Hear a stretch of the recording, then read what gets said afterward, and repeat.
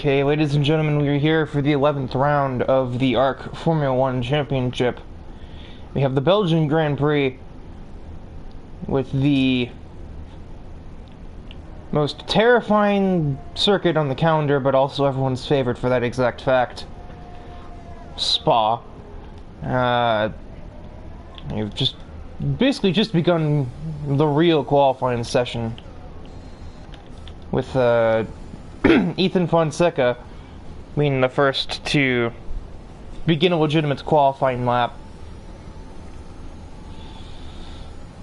If my voice sounds a bit funny, I woke up from a nap not too long ago, and my throat's still kinda waking all the way, like the rest of the way up. So my voice will return to normal after like 15-20 minutes. Maybe less than that since I'll be talking, but so yeah, no, this is not Kyler commentating. Kyler's in the race. This is still me. Still Riker.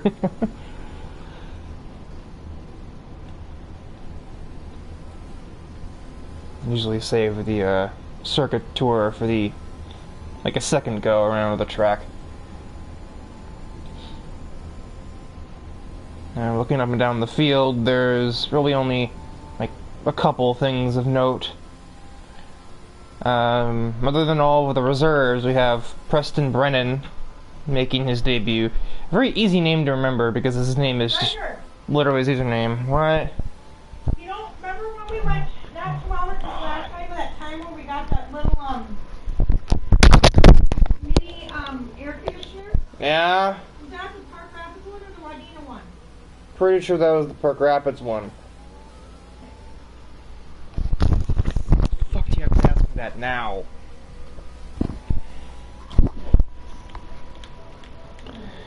Sorry about that. A fan member who doesn't know what 3 p.m. means and asked me a question about an air conditioner. This is not a place to sit and wait at all. Puhan is a very high-speed corner and is also partially blind, as the first couple of laps have been put in. The fastest among them so far is Ewan Small with a 42.83. The other three that have finished laps less than a second off that. Notably is Ethan Fonseca, who is second on the board right now, and he didn't even run the softest tires.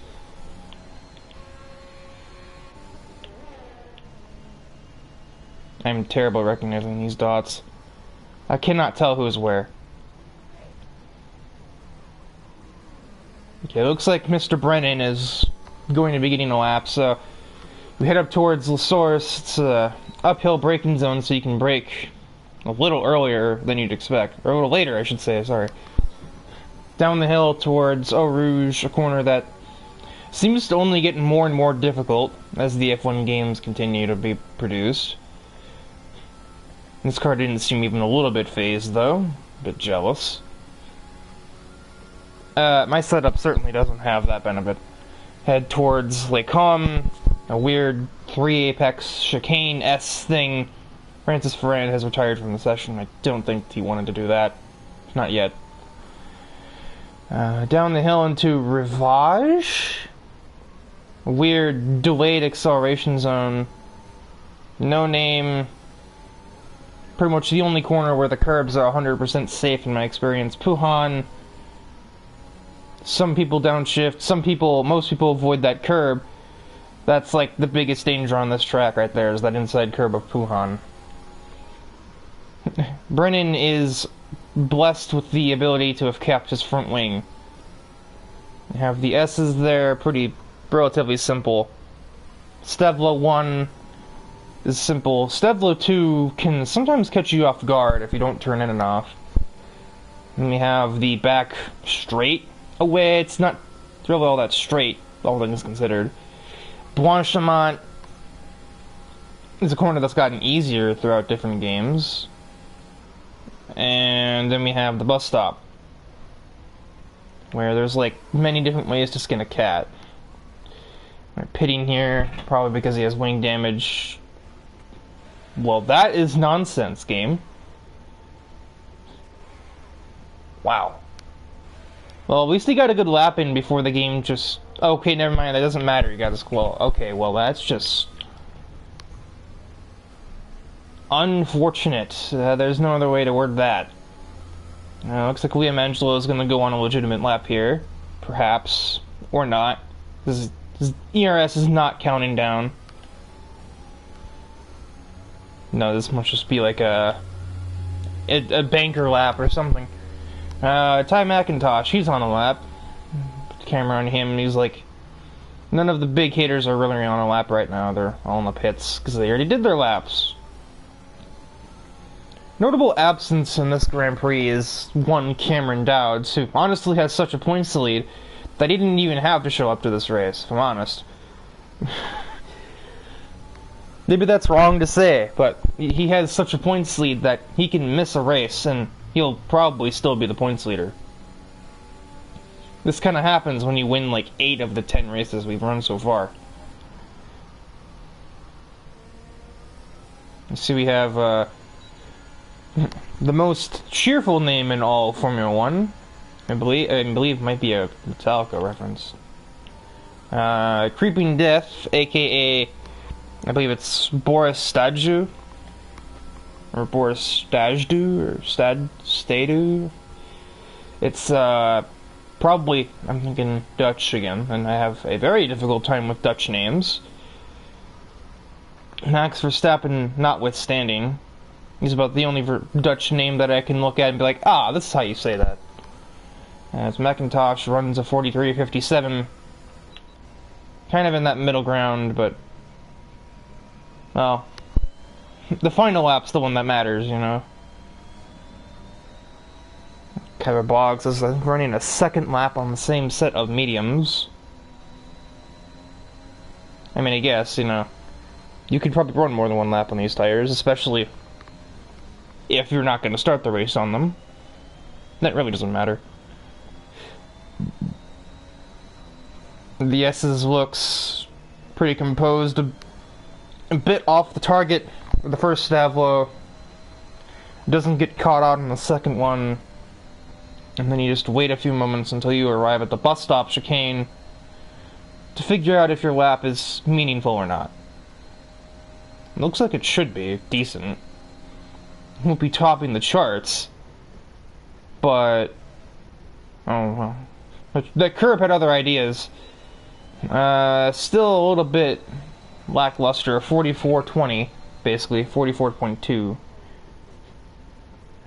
That's not what it says, but that's basically what it says.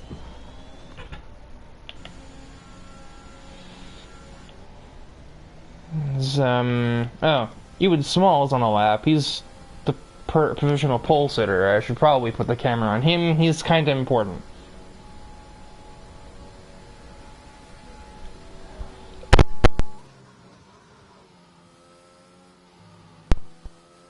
Pardon me, another example of my throat not being awake yet, just violently cough for no reason. I have a drink next to me, but it's not the typical water or like a Gatorade. You can do that? Huh? Okay. Well, that's news to me that you can put a tire over there. It makes sense that I've seen it, but it just seems so bizarre. Looked like he was about to snap through the S's, but he managed to keep a hold of the car. Has Ewan Small. If it were me, I'd probably be in a wall right about now, but that's why I'm the commentator. Heading up towards Blanchimont Corner. I remember I used to have to let off for that in 2016, because I didn't know any better. And out of the last turn, bit of a swivel, but it's going to be an improvement, a 14.60. So he's definitely throwing down the gauntlet here. Everyone else is going to have to try and catch up with that. Easier said than done. There's a couple here that I think probably could do it. They just, you know, they have to do it. I thought Lee Kelly was here. Okay, well, he's also absent. I thought he was in the lobby earlier, but he's just not here. So there goes one big person that could probably have toppled that 42.6. Obviously, we've already established that Cameron Dowds is also not here. He also would probably have been more than a match for that lap. Although, I say that, Jackson Turner is up by quite a bit right now. He's up 0.6. So, I don't know if he'll surpass the 42.6, but he will, if he keeps pace, be into the 42s with him. And he's going to abandon the lap. A bit curious. Liam Angelo is on an actual lap this time. He's not on mediums, and his battery is decreasing, I think. Third gear through the source. That's a new one. Down towards Rivage. Don't get used to this. This is one of like 4 tracks where I know most of the corner names. The only other ones being Suzuka, Silverstone, and Monza.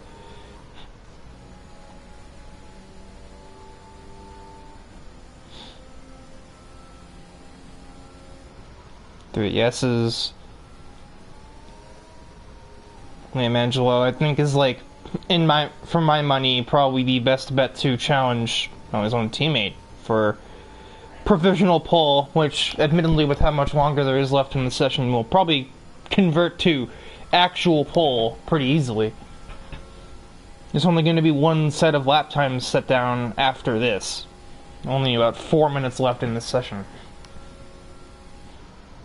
Yes, all of the braking markers are absolutely trashed. Head out of the last turn. Liam Angelo will manage. Yeah, that's going to beat it, alright. A 14-20, or 14, wow. A 42-24. Excuse me. Let's see, Tyler McIntosh has just started a lap. He's basically one of only 2 people on a lap. I guess we'll watch the tail end of Charlie Congdon's lap. Since he's about to finish, I saw yellow in Sector 1, and I thought that I put the camera down, or moved the camera away at the worst time. Well, maybe the best time for McIntosh's sake, but the worst time for the sake of entertainment. Charlie Congdon puts in a 42.65, so he's comparable to the top 2, to those Mercedes. They leave the cars unrealistic for this race.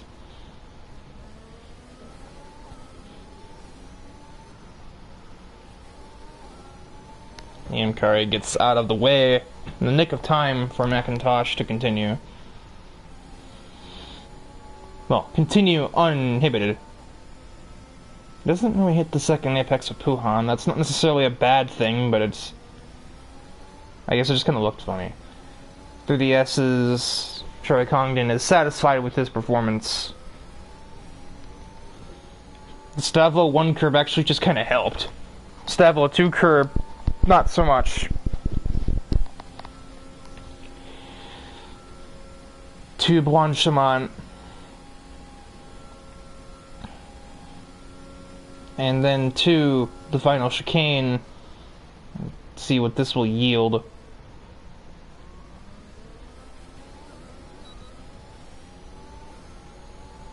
Almost in the 42s myself, 43.18.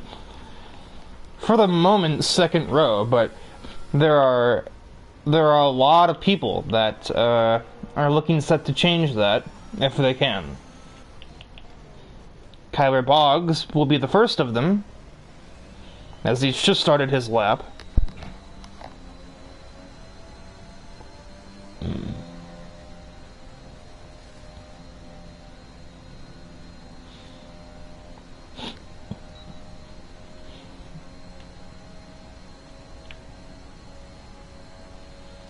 It wasn't until I looked at one of those like little pre-race presentations I never realized that the chemistry was uphill. It seems like it should have been obvious because of Eau Rouge coming before it, but my brain just never put 2 and 2 together. Like, oh, this is uphill, and that's why the rest of the track is downhill from here. Or how, I should say.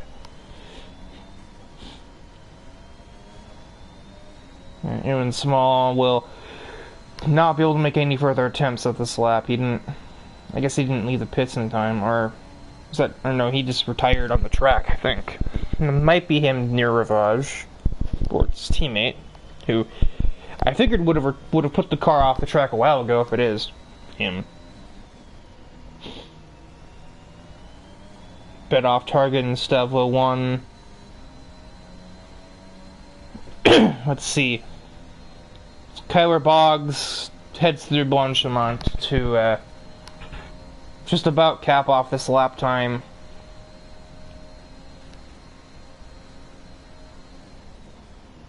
It was, I mean, obviously I'm not exactly one to figure out standout lap times. It seemed fine. It was fine. He's going to be just off of McIntosh, right in that third row. And now we have Ethan Fonseca, Mikey DeJong, Jackson Turner, AJ Knickel, and Boreas Staju, who are, well, maybe not him because his lap's invalidated. But these four will attempt to improve their position here in the last possible seconds of the session. AJ Knickel will be the first to finish his lap. I totally botched looking at him. And he runs the lap to match the AF1 regulars, despite being an AF2 driver who's reserving. Wish I'd been on board for that lap, because that would have been probably quite a spectacle. Fonseca, on soft tires, I expect quite an improvement from his lap time. Jackson Turner will be not improving his lap time, as he has spun coming out of the S's. He does just manage to clear the road for Fonseca and for the Alpine. Also runs across his teammate along the way. And then his teammate retires the car. I think it could have done that a bit earlier. His lap was invalidated so early on. Final braking zone for the McLaren driver. And he will produce, oh my, a pole! 42.19 for the McLaren. Unless Mikey DeJong defeats him. Mikey DeJong defeats him! He got a 42.14. All of the last bits of grip that this track had to offer at the end of the session has a completely remixed front row from about 3 minutes ago. Excuse me, my throat. Throat's not all the way there. So that was a surprisingly tense qualifying session. Usually qualifying sessions are where, admittedly, it gets kind of hard to keep up the action, but everyone was actually improving, and it wasn't just, oh, watch Cameron Dowds run a 41.7 and run the place.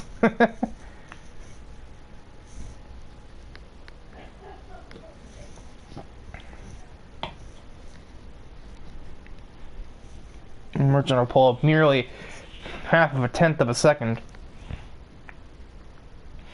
As my throat continues to play games with me.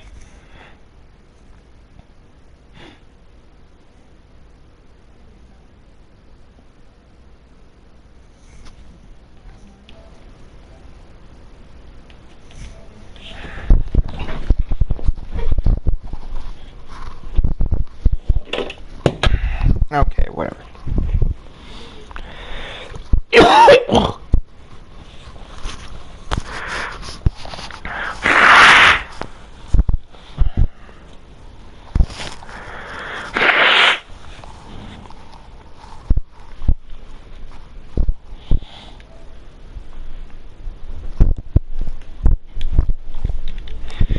Apologies for that.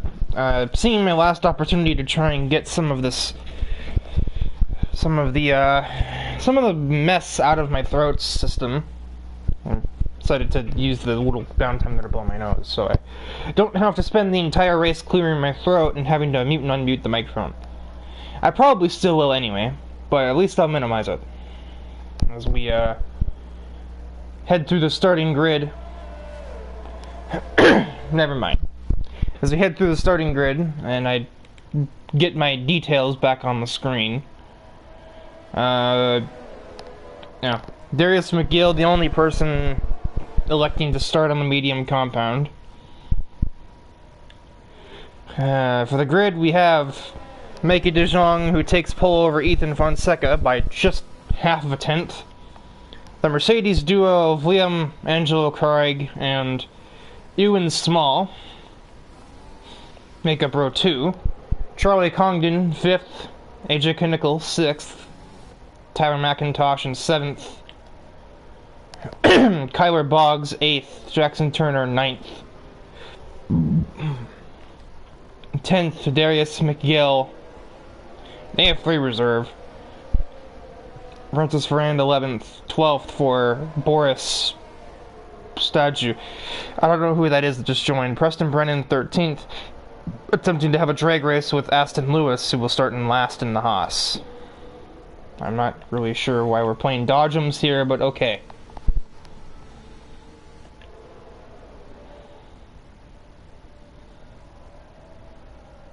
I really should keep using the broadcast cameras. I just have terrible depth perception, and sometimes if I'm in these cameras, I can't tell what's going on.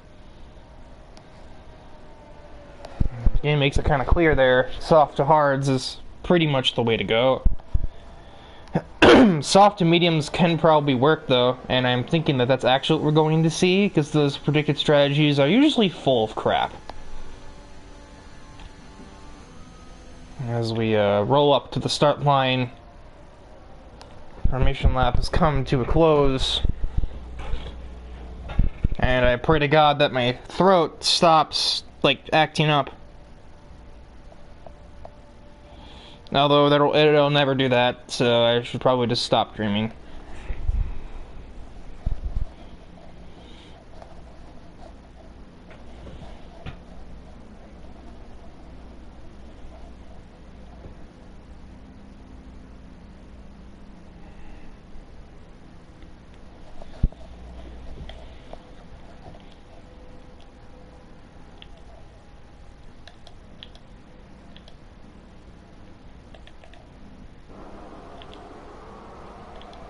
As the interval has a mess. There we go, there's somebody with that camera. 5 red lights, and the Belgian Grand Prix is green. It looks like it's a good start for the Alpine, despite being on the dirty side of the track. Liam, I think that's Liam, has decided to go for a decisive move into turn 1. There's a McLaren who's using all of the runoff. You should probably put the camera more in the middle or front as we head up Eau Rouge. Francis Ferrand is already out of the session. I'm not really sure how that's happened. And there is a virtual safety car, and the checkup has claimed AJ Kinnickle, who I'm assuming probably got caught off guard or got rear-ended by somebody else who got caught off guard by that virtual safety car.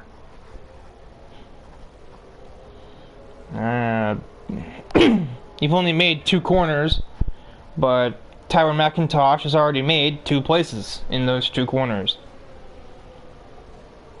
Francis Ferrand, I'm still not sure what happened to him.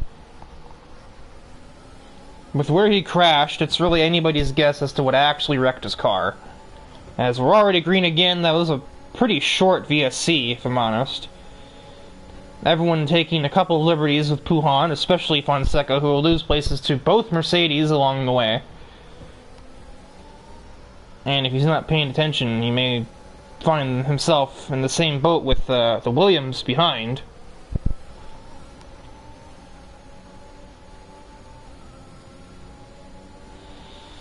It's all processional here as AJ Kinnickle losing further places after a spin. He has had a forgettable race start, to say the least.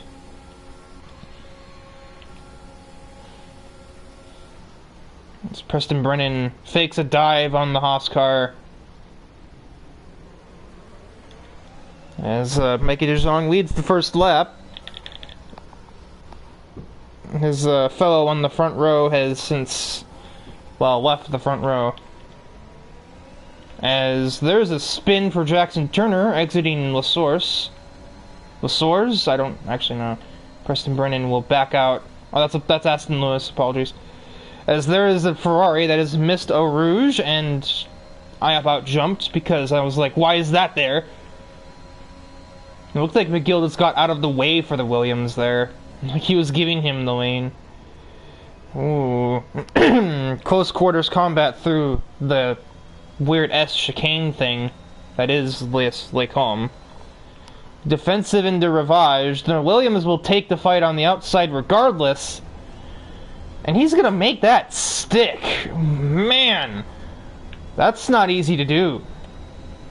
Darius McGill, obviously probably a little bit disoriented from being overtaken in that regard.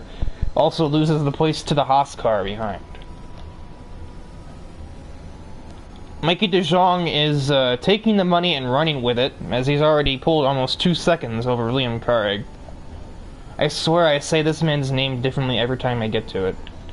Darius McGill further shaken up, and he will be demoted to 11th, and with some overheated tires for good measure. Didn't quite see the spin, but I see the results of the spin, and he is now down in 11th. So it seems that Aston Lewis and Preston Brennan will just be following each other up the field. They've already made up 6 places, and they're already in decent points positions. For one driver being an AF3 reserve, and the other driver making his debut in the ARC Formula Series, I believe.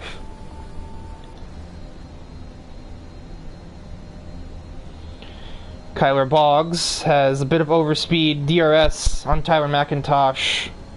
I don't think there's a whole ton that you can do to really fight that. The 11-mile-an-hour difference, Tyler just backs out of that. Just not even be in range once we reach the apex. It's easier sometimes.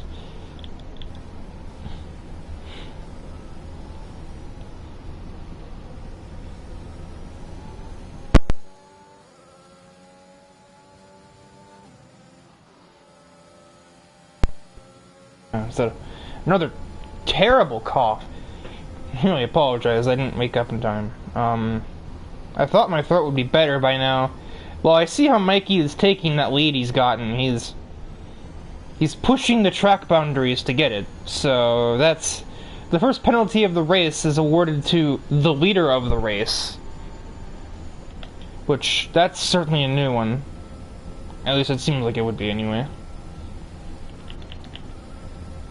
As McIntosh has now been caught by his reserve teammate, Preston Brennan, who of course is naturally dragging Aston Lewis with him to a certain extent. Preston sends it on the outside, and that's about as clean as you like right there. I'm not really sure if maybe McIntosh broke a little bit conservatively to not really take the fight. It's very possible, since, you know, they are the 2 Williams cars. As Aston Lewis is now going to have a shot at the Williams of McIntosh. Better Eau Rouge, DRS, which McIntosh also has, but Aston Lewis is not on the battery, so that's interesting.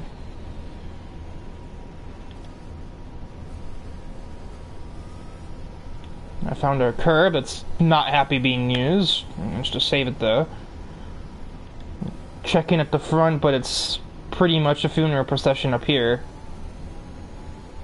I think Small maybe running some lower wings if he's able to keep a distance away from his teammate and from Ethan Fonseca, even now with DRS being available to use. Aston is all over that Safina advertisement on the back of this Williams. And, oh goodness me, I don't think Aston Lewis was ready for McIntosh to literally let him go in the S's. Certainly not McIntosh's fault for, you know, just letting the guy go, but the last second decision has brought out a safety car by way of a curb that doesn't like to be hit.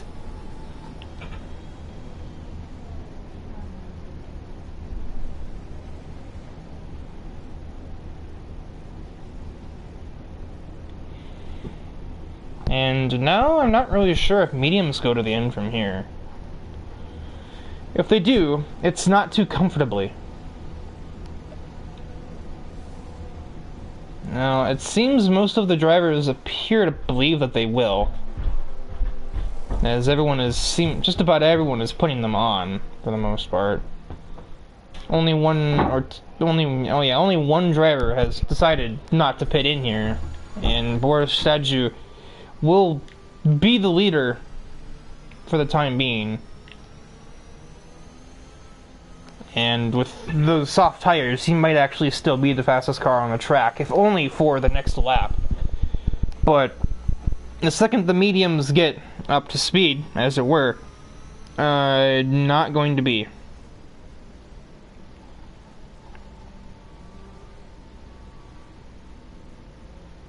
Gotten a bit of context clues as to what happened to Francis Ferrand on the first lap. Based on what I'm seeing on the Discord server for the league, it is Darius McGill who was unaware that Francis was to his outside, and I guess just closed it off while Francis was there, and that is the first DNF of the race from that. Need spotters in F1, I guess. Still there.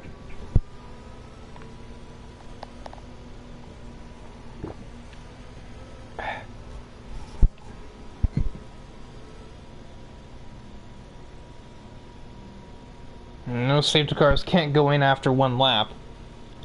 As great as it would be if they could, because we'd probably be able to, since AJ is really the only one that has to catch back up.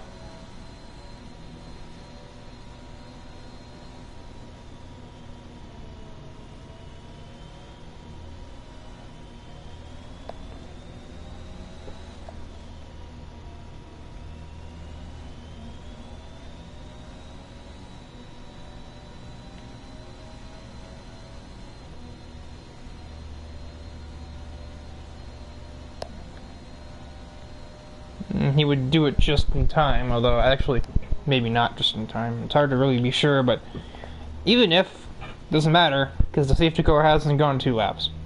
So I can say with pretty much complete confidence that the safety car will be in this time, unless we have somebody pit, which means that it might not be. I don't know.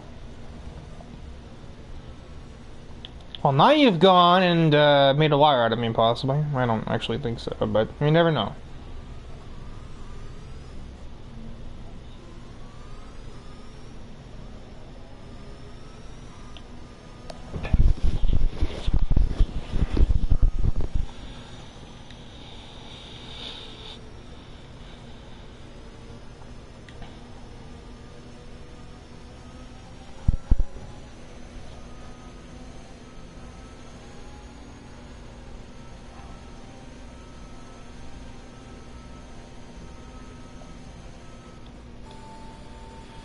No, those cars are already out of the pits. My VTEC kicked in. They'll obviously get here with more than enough time to spare, since the safety car doesn't even turn the lights off until Sector 3, which is in Stavlo, I'm pretty sure. One of them.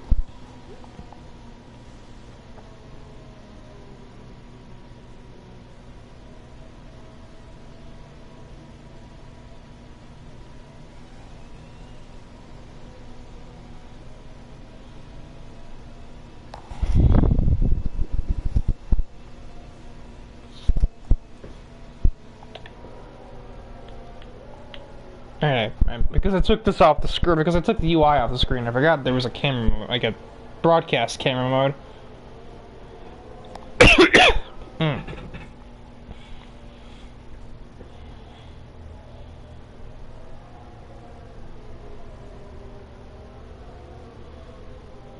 It's currently 2 Alpines followed by 2 Mercs, as the safety car has announced its intentions to return to the pits on this lap. And, I mean, I think we knew that, because it had no reason to go another one. The leader, or the last place car is right here. So,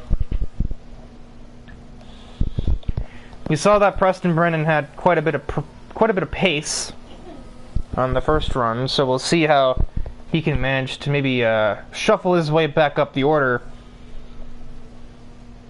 as we prepare to return to racing here at Spa. As Boris Staju floors it a little bit early and definitely gets the jump on his teammate. Out of the chicane, and we are once again green flag racing.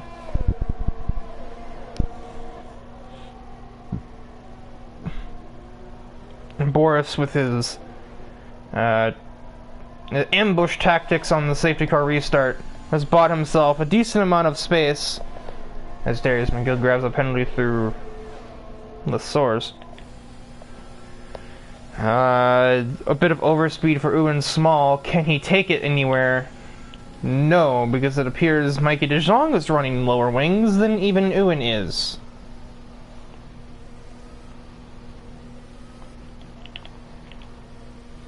Preston Brennan and Darius McGill swapping places. Preston seeing no alternative but to take another line as Darius McGill spins himself. I believe that was on the inside curb. Both drivers attempting to give each other space, and I don't think either driver really failed or succeeded. They gave each other space, but well, I'm sure Preston probably got a warning for that, and Darius spun. On this battlefield, no one wins, as it were. And speaking of not winning, McIntosh, well, he didn't keep it off the wall, but he probably hit it minimally enough to where he might be fine damage-wise. He just has to worry about some sand on his tires now.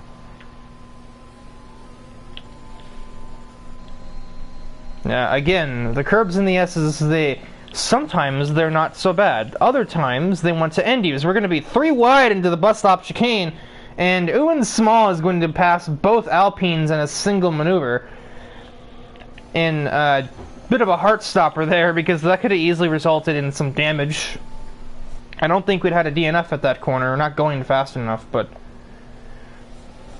damage, probably a steward's inquiry, and a couple of sore attitudes could have emerged from that. But instead, the beat goes on with, as far as I can tell, none of those things. Ewan Small doing the Indy 500 trick, weaving like a maniac. AJ Knickel has lost it going up Radion, and he is going to be demoted to last following this error. I don't know how much damage he has, but we'll know later, I guess. Apparently McIntosh, speaking of damage, did not get any with his very close encounter with the barrier.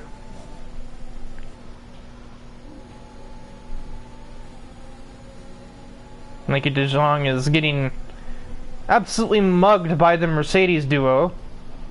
Ewan Small is just kind of driving away, and Liam Angelo is on his diffuser. McIntosh grabs a penalty, as does Liam Angelo, I think, or maybe not at this exact moment, but he has one, and he didn't have one the last I looked. And oh, there's the Stavlo 2 I was talking about. Didn't turn in enough, probably a bit of dirty air contributing, and that is an absolutely brutal end to that race for Liam Angelo. Surprisingly, the safety crew not needing a safety car for that. I suppose Liam's car did end up pretty far from the racing surface. His DRS is enabled. AJ's car definitely handling like one with, as you know, one with damage would handle, as I looked at his camera just there. Kyler Boggs has caught Boris Stadju, but doesn't have a whole lot of ERS available. He does have the overspeed though, so that with the bit of battery he does have left will more than carry him into third place. And it looks like Tyler McIntosh has met his doom going through a Rouge. To verify that that's the truth, this is we watch Mikey De Jong drive by the crash site, and yeah, it seems to check out from where that Williams has been stranded.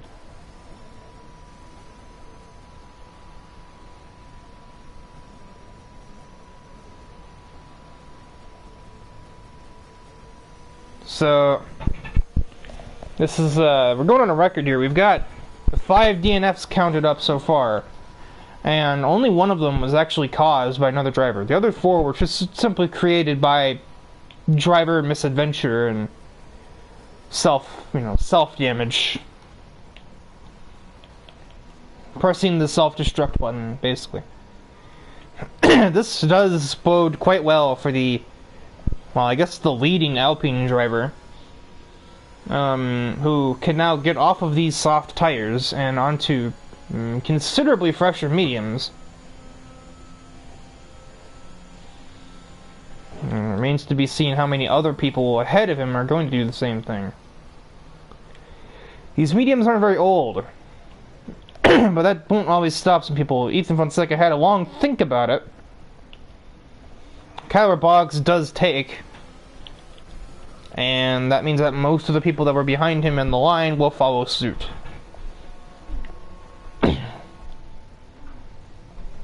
Or at least Jackson Turner and Boris will, because they're the 2 right behind him, and no duh, Boris is going to pit and get off those 9-lap-old soft tires. Kyler elects soft tires from here. It's an interesting decision making there.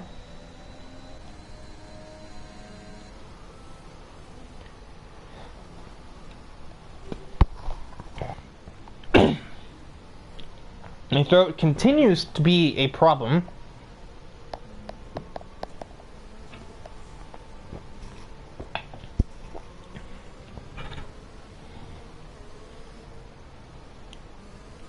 Clearly I've got to start taking, like, Mucinex or something before my commentaries.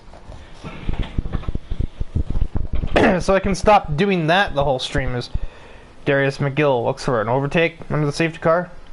Okay. Preston Brennan gives him the place? Did the game just screw him over there? Okay, now Darius is letting him... okay. And I'm lost. I'll be the first to admit, I'm lost on what's going on here. As we once again wait for AJ Knickel to catch back up with the queue. He wouldn't, I don't think he'd be able to make it. Go away, notification. I don't think he'd be able to make it back in time. Even if the safety car could pit in, or even if it could go back in this lap, which it's not gonna. So we wait yet another lap of me clearing my throat every 20 seconds because asthma is a pain. It's not acid reflux because I haven't eaten anything yet, so I don't. My throat is warmed up. My voice is at normal. It's just that I just have to keep clearing my throat because there's something stuck in there, some phlegm or mucus, or insert word for that here. I know this is not at all. This is not a relevant conversation, but the medical, let's learn the human body with Riker Lommel as we're under a safety car condition, and I have nothing better to talk about. Darius McGill pits again. AJ Knickel also pits again. I guess Darius saw what Kyler Boggs was doing and was like, oh, soft tires seem like a good idea. Jackson Turner curiously doesn't follow suit, instead puts on used mediums. I'm gonna go ahead and assume that that wasn't what he wanted. Just a guess.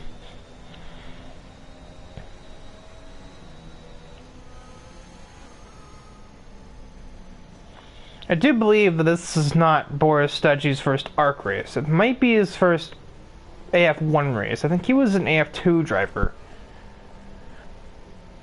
Or was something or other. I think he's an AF2 driver normally, and he's just reserving like so many others in this grid are.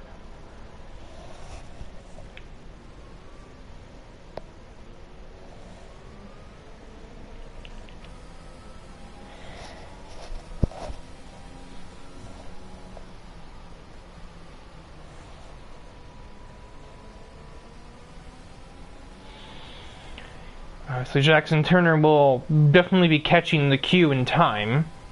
He has the entirety of the S's to get there, and even a little bit after, because the safety car can decide to go in late. It can prompt safety car in this lap as long as we're, like, not at Blanchimont, I think. And Turner seems to know this, and he's waiting until seemingly the last second that he can safely catch.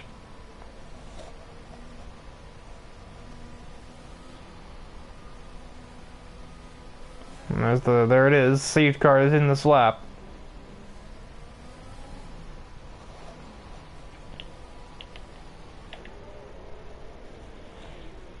As 9 cars remain, as we started with 14. Ewan Small leads from Ethan Fonseca. Preston Brennan making his, as far as I'm aware, AF1 debut. Kyra Boggs, Boris Staju, I apologize if I've been butchering your name this entire time, my good sir. I probably have been. Mikey DeJong, Darius McGill, AJ Knickel, Jackson Turner. And we're already green, or at least we're already going up to racing speed. Ewan Small, same strategy as what Boris had pulled earlier. Floors it at his earliest possible convenience, and it certainly worked to perfection. It's left Ethan Fonseca absolutely stranded, and even Preston Brennan is going to try and seize the opportunity. Fonseca will have a better exit out of LaSource though. But a less than ideal Eau Rouge for the McLaren means the Williams will be right at his doorstep heading toward Lake Hum. Corner names, they're not easy. Do we have an outbraking maneuver? No, we do not. We have a crossover maneuver, which doesn't work because it's a bunch of S-corners. Brennan managed to somehow force himself to the outside in the middle of Lake Hum, but couldn't produce anything off of those ambush tactics.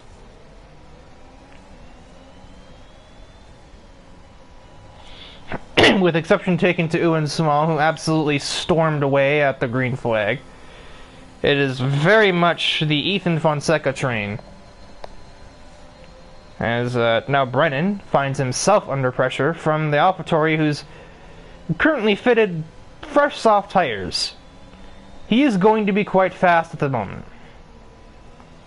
He will probably wear off in 6-7 laps, but for right now, this guy is dangerously fast.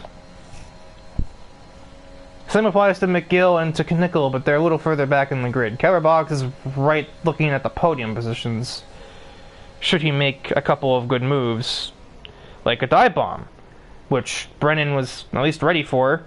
We managed to avoid contact. Kyra Boggs probably got a warning for that.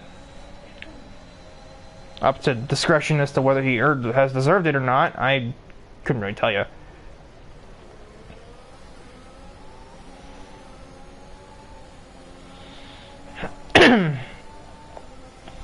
Boris doesn't have much overspeed. This car is very good through Eau Rouge, it appears. Boggs is pushing that ERS, both trying to escape the Williams and catch the McLaren. And Boris Staju, I just watched him do that, grabs a penalty for his troubles. There's a comment. I can't really look at it right now unless I... Oh wait, no, I have a tablet. I'm a fool. Boris Staju nearly loops the car coming out of No Name. I think that's No Name. As Darius McGill is right on Mikey's diffuser. He's going to send on the outside and all but turn the Alpine driver, and he's forced off the track and onto one of those auto-spinning curbs.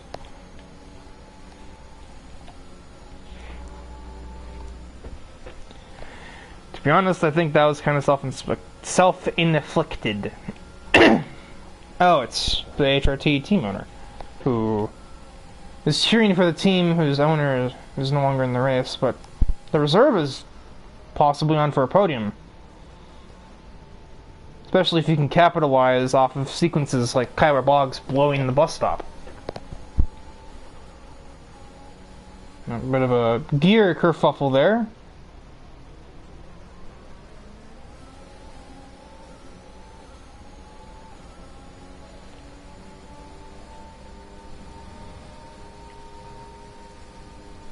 Did the VTEC kick in? He's definitely not going to be close enough. Kyler Boggs has massive overspeed through a Rouge. He's not, however, going to be catching Ethan Fonseca on this occasion. Probably because there's no battery to push. Fonseca, excuse me, is also reeling in that Mercedes up front. So we're going to have at least a three-way fight for the lead in the near future, possibly four, depending on where Preston is. It could easily be like a six-car race, really. Because obviously Mikey has pace. He led the first half of this race before safety cars went and shuffled everything around. Boris is definitely close by to the lead four. Preston has shown flashes of brilliance in this race. And he's keeping up with Kyler Boggs, who's on fresh soft tires.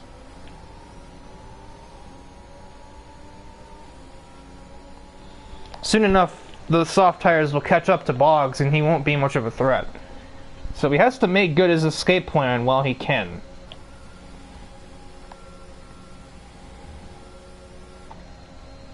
Boggs dummies a move on the outside, instead fancies his chances down the inside. It's an aggressive dive bomb. He's forced completely off of the circuit for his troubles. Preston Brennan will take full advantage of this situation, and he will find himself in second place. Kyler Boggs has absolutely blown the first turn. Did he even intend to make the corner just there? At least he didn't. He managed to not run into anybody, but that was terrifying, if I might say so. Ethan Fonseca has absolutely crossed himself up through a Rouge. Boris Statue. At this point, it's devolved into me basically calling him a statue. I sincerely apologize. I'm bad with foreign names. I'm bad with normal names. I'm bad with American names. So I need like one of those like pronunciation guides on it. That's why I say Liam's last name differently every time I say it. Or sometimes I'll just say his middle name because it's easier to pronounce. All right, now that the heart stoppers have kind of subsided, as we have a couple of moments through No Name that make a liar out of me. It is debuting Preston Brennan, I believe, who is now tasked with chasing down that Mercedes that's up there in the lead, and he's doing mighty fine at it, as we have some problems in the back. Not exactly sure. Excuse me. Too much excitement, not enough lung capacity, I guess. Brennan has pushed his battery.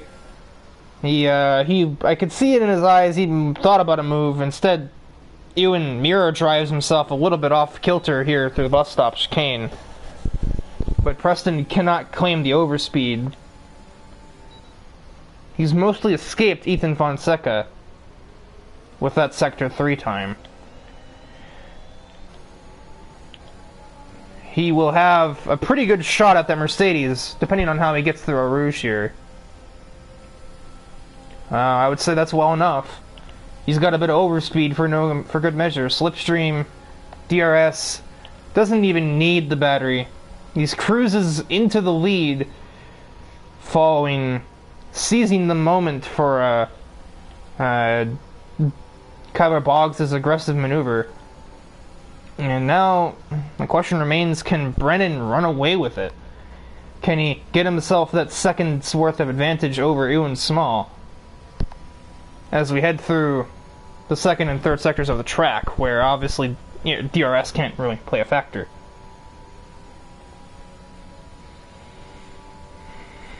They're at a dead heat, just about. Meanwhile, behind this, Boggs still has some decent tire life.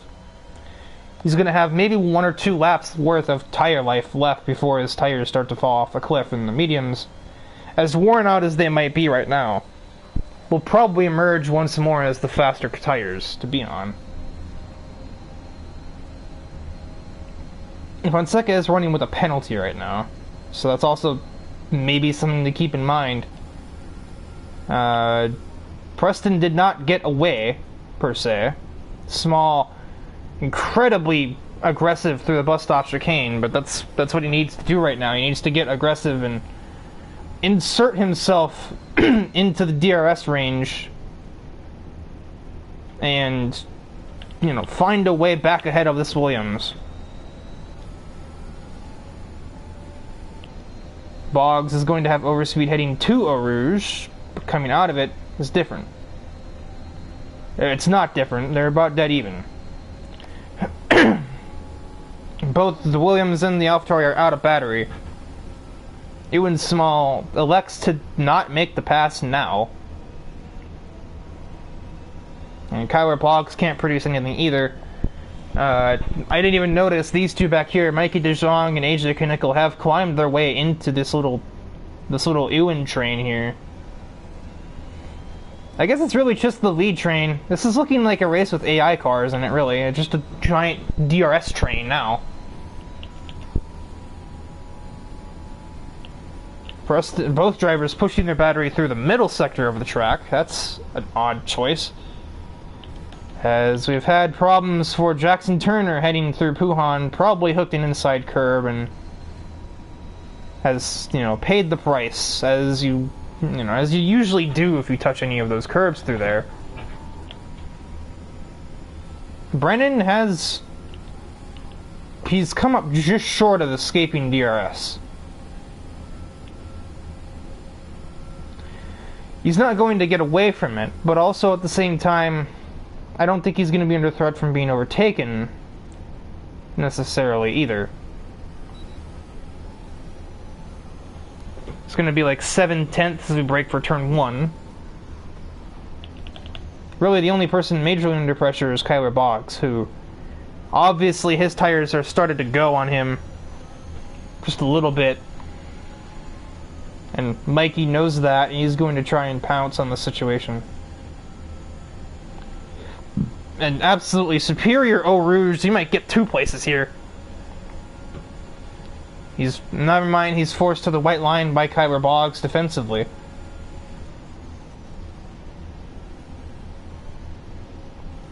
He's been rubbed off. And now he's been chopped off.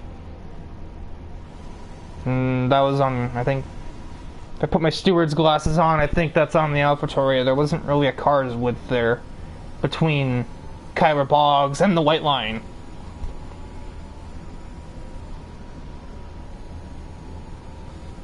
Maybe actual stewarding Riker will have a different opinion when I look at the clip later, because there's no way Mikey doesn't send that in.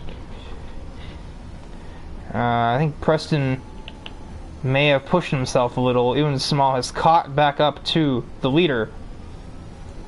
And, well, the race is, you know, simply put, the race isn't over yet. Ethan Fonseca is attempting to push all of the battery he's got in that McLaren to try and rope himself back into this fight as well. And he has left everybody else invariably behind. So we're going to have a 3-way battle for the lead as we head up to 4 remaining laps in the Grand Prix. Battle for 4th between the 2 soft-running AlphaTauris behind. So keep glancing there every once in a while, but obviously we want to mainly focus on what is obviously developed into a fight for the win between Preston Brennan, Ewan Small, and maybe Ethan Fonseca. Oh, wow, that's a lot of overspeed. That's not even going to be a contest. Ewan Small is going to pull miles clear before we get anywhere near the braking zone.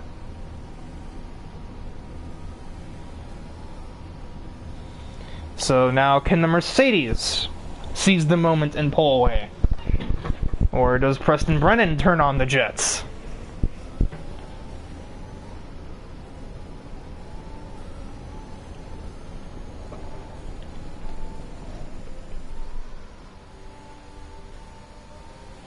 Not the greatest Puhan for that Merc.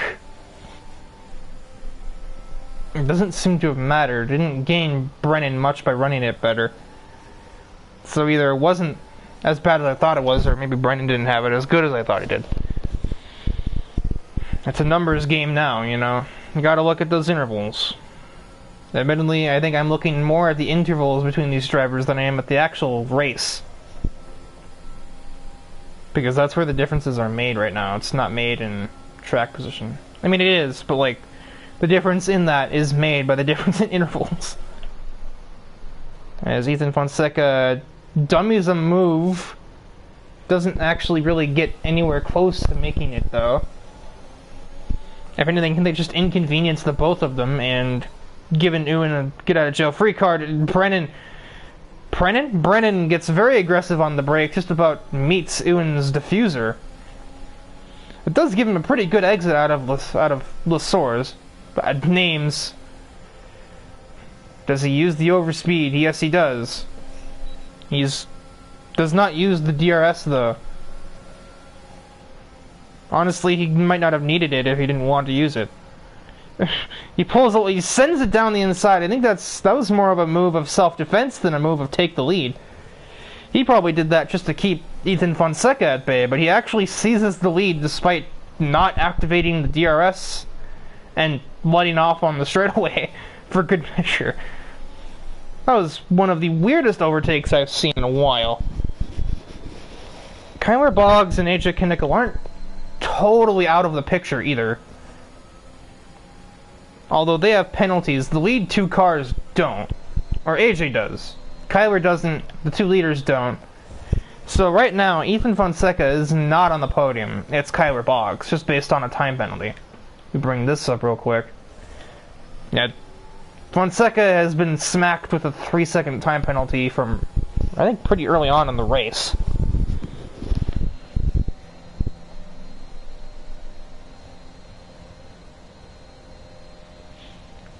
So, really, in all reality, oh, okay, no, never mind. Mikey DeJong grabs another 3 seconds. My brain read Mike MDJ 2002, and I associated him with the lead because he was there earlier. Oh, wow. That's a huge moment for Ethan Fonseca. It's nothing race-threatening by any means, but it's certainly lost him quite a bit of time. They're about equidistant apart, the top three cars. The advantage, though, obviously lies in Ewan Small's position, though, with more battery, DRS, and slipstream over that Williams. The DRS button, which he has not pressed, he's obviously pulling the classic wait for the final lap maneuver. This isn't NASCAR, people. Save the commentator, Ewan. Why am I showing the pit stops? We know how many pit stops.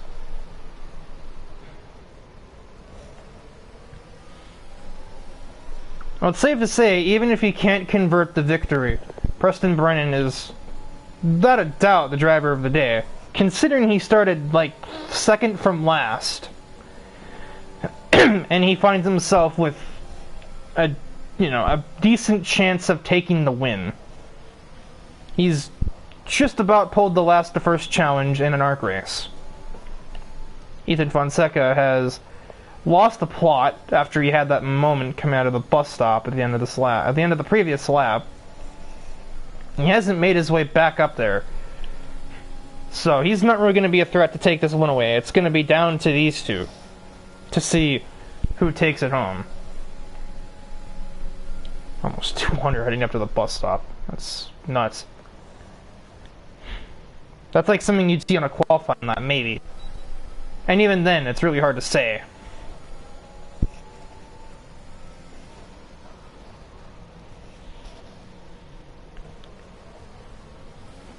Neither driver had an amazing source, but Preston Brennan has pulled out a 7/10 gap before we even reach Eau Rouge. Ewan about keeps it between the white lines. Has a huge run. He's going to absolutely send it here. He has no alternatives. He's going to force his way through. Brennan is basically left with nowhere to go but off of the circuit. And that's a bit of a Hamilton-Verstappen maneuver. And attempting to avoid further collision, he's instead put himself in the wall. So, that's race critical right there. obviously. I mean, you definitely can't fault him for going for that. There's, you know, the move could have been done cleaner, but the concept wasn't bad. And now Kyler Boggs finds himself with a chance at stealing the podium on track. He's gonna chuck it down the inside of the S's. And I think he has done precisely so with that maneuver. Ewan Small, I think, has some right side wing damage from that error. And following some track limit escapism, as far as I'm aware, debuting Preston Brennan for the Williams, reserving for HRT, is going to head through the bus stop chicane, complete the 13th to 1st challenge, and win the Belgian Grand Prix, and then total his car. You were going to use that. And Ethan Fonseca and Kyler Boggs will complete the podium finishers. AJ Knickel 5th behind Ewan Small. Mikey DeJong 6th, 7th after penalties. Jackson Turner 6th. Boris Stadju, and I believe would be his F1 debut. Death Tornado spins across the line for 8th, and Darius McGill is an AF3 reserve. Will be the last car to complete the race for 9th.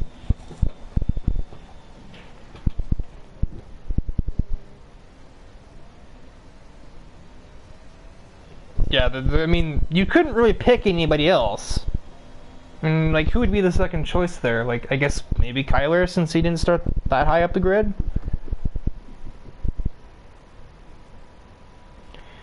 And so there you have that.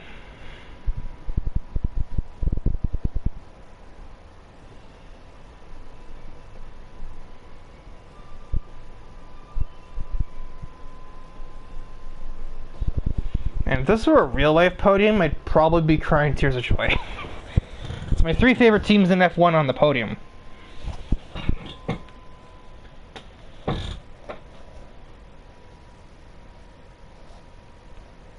It appears Alan's motivation in the chat worked. Darius does pick up the fastest lap.